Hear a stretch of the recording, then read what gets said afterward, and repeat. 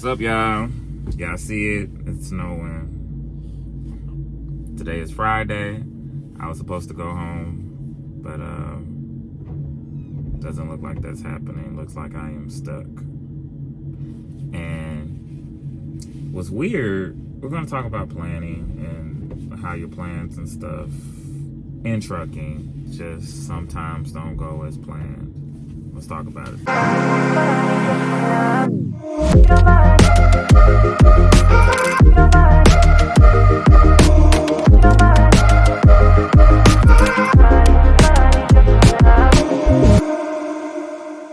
All right, so yesterday you guys witnessed and seen me come from Wisconsin back to Illinois. Well, my next pre-plan had me to go back around and go back to Wisconsin. Why, I don't know. That wasn't a great idea for the planners and schedulers to do, especially when I requested home time to be back Friday. And we know the weather was bad, the weather was coming. So what would have been smart, give me a load to stay in the area so I could go home. I don't know, maybe I could have spoke up and said something. But what I did, I tried, and then that's another thing. I didn't get great miles this week. So when they gave it to me, I was just like, let's just run it because I need the miles anyway. So came here, let me tell you, just like when you think you have a plan, nah. So I was early. I was early for this load I just dropped off. I was early for the other load before this, and because it was due today. And I had it ready for yesterday. So what happened was I was going to pick up a load in Wisconsin. When I get there, there's no one there. The office is open. No one's in the office working. I didn't know where to park. There was a driver from my company there. I asked him, I said, what's going on? And he was like, the man might be in there. The man might not be in there. If he's not in there, look for our name. If you see our name, then look for your BOL.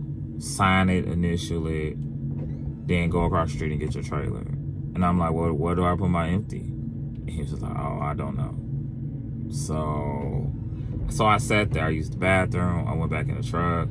I had to turn around and get out his way because he was dropping his trailer in the door. So I went across the street just to see if I could put this trailer, the empty trailer, inside. There was no spots open. So then I came back across the street. By that time, he was gone. So I go in, and I do see the BOLs. And I'm like, this just seems not right. Like, somebody needs to sign me out to make sure I was here and pick this up. So I wait a little bit longer. And this is like 45 minutes. So I'm wasting just time. I'm wasting time. And at this time, even if I like stop my clock to go into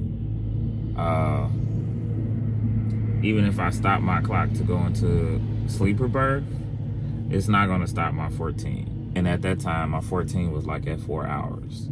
So I wasted an hour there figuring that out. And then I go and look like where the forklift people are. And I look between the window and I see a guy on a forklift, and I just kind of wave at him. And then that's when he comes in the office and he gives me the BOLs, tells me where to sign, and then he tells me everything. I'm just like, okay, cool. So I go find the trailer, hook up to it, and then I'm looking at the next load. Well, I'm looking at where I'm delivering this, and originally it said you can be there as early as 5 a.m. And my dispatch changed it to 9:30. So I was just like, okay, well, I can run it. So I called in just to make sure. I didn't want to drive there and no one's there. And he was just like, well, yeah, if they changed it, then I'm pretty sure they know, like, you can be there. They know you're coming. And I was like, okay, cool. I pull up here, y'all. Same situation. Doors open to the office. You can go and use the bathroom, do all that. But no one's in sight. There's no workers' cars here. There's no one, nothing. Nothing is here at all. So I called again and I said, hey, no one's here. what I'm gonna do, I'm gonna park, because I ain't got time now. By that time, I only had like 57 minutes. All right, y'all, so let me finish this story. What actually happened, I set the storm out for like another hour, and then I checked the cameras of the interstates and the route that I needed to take home. And y'all know your boy is from the Midwest, born and raised. I'm not new to this, but I am true to this. Your boy pulled out and drove home. I got home maybe about 6 p.m. that night, and we made it happen. I just wanted to share that with you all. Thank you so much for supporting my channel, leaving comments. Guys, you are the motivation and inspiration to keep me moving and going. Some days are just tough and rough, and seeing some of you guys' comments just make me be like, oh, dang, well, I got to keep going. Thank you so much. If you made it to the end of the video, thanks for watching. I just want to say thank you. Be blessed.